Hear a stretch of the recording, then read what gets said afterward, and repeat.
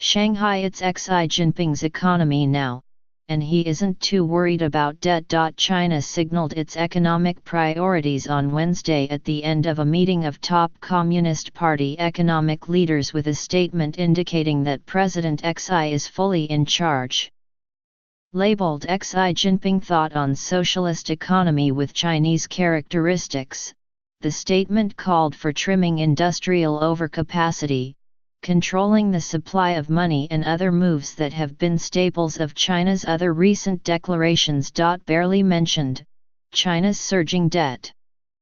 Despite downgrades this year by two international credit rating firms and warnings from institutions like the International Monetary Fund, the statement issued at the conclusion of the Central Economic Work Conference called for controlling borrowing by local governments, but it otherwise glossed over a vast borrowing splurge in recent years, driven in large part by Chinese companies. Prudent monetary policy should be kept neutral, the floodgates of monetary supply should be controlled, and credit and social financing should see reasonable growth, the statement said. The statement illustrates both Mr. Xi's growing clout and what economists say is a subtle shift in how China may address its debt pile, a shift that suggests leaders may be willing to tolerate even more debt if it will help growth. The label applied to the new statement echoes those used by past strong Chinese leaders like Mao Zedong and Deng Xiaoping and marks Mr. Xi's long ascent to become the Communist Party's unquestioned leader. 2 months ago, the party lifted Mr. Xi to Mao's stature by enshrining Xi Jinping thought. Already, Mr. Xi had been considered the top word in Chinese economic decisions. Typically that role has gone to China's premier, currently Li Keqiang, but Mr. Xi has dominated economic meetings and put his own name on important economic documents in recent years.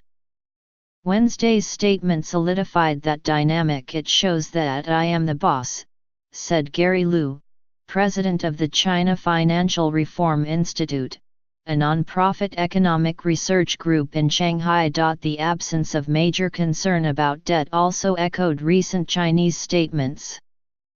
Since October, Chinese economic policymakers have expressed little interest in tackling the country's mountain of debt, which has accumulated rapidly over the past decade.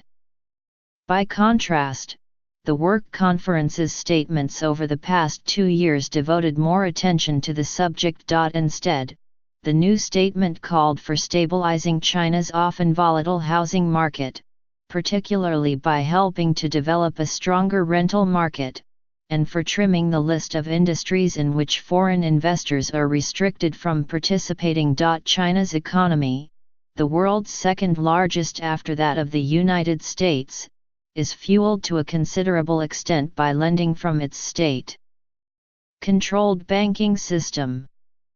A relaxed stance on debt suggests leaders could be less inclined to take steps that would trim the debt load but also might hold back short-term economic growth.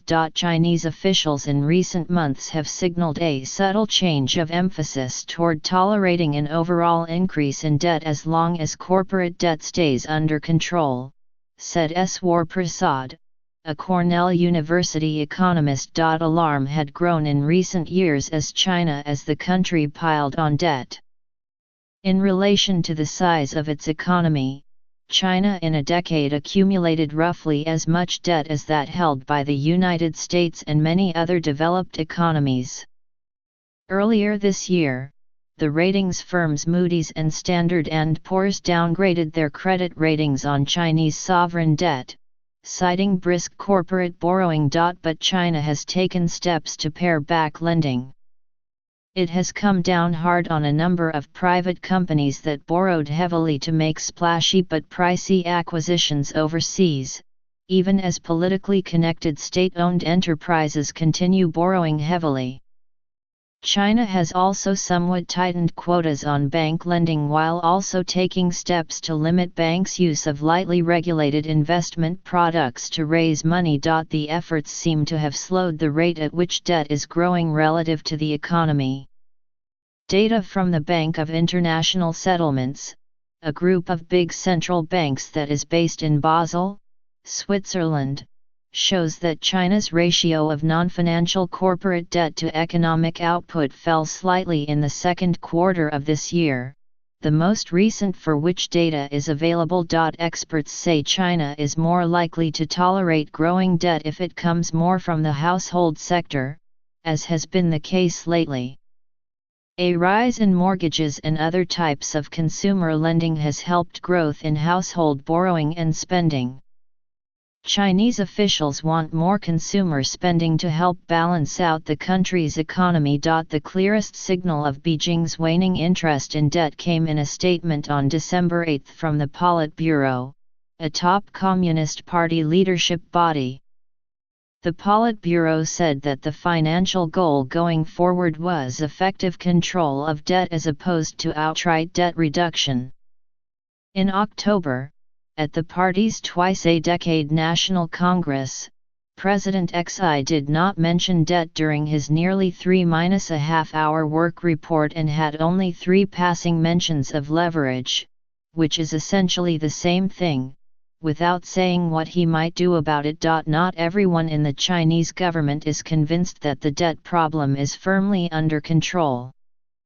Zhou Xiaochuan, the chief of China's central bank, who is widely expected to retire very soon, has told Chinese media that he remains deeply concerned about China's mountain of debt. High leverage is the general source of macro-financial fragility, manifested in the real sector as over-indebtedness and in the financial sector as an excessively rapid expansion of credit, he said in a statement on the central bank's website on November 4. Meanwhile, there are persistent questions about how much debt has really been incurred by local governments and their corporate affiliates. China's debt accumulation is slower than before, but if you use the West as a benchmark, it's still pretty bad, said Zhu Ning, a Tsinghua University economist.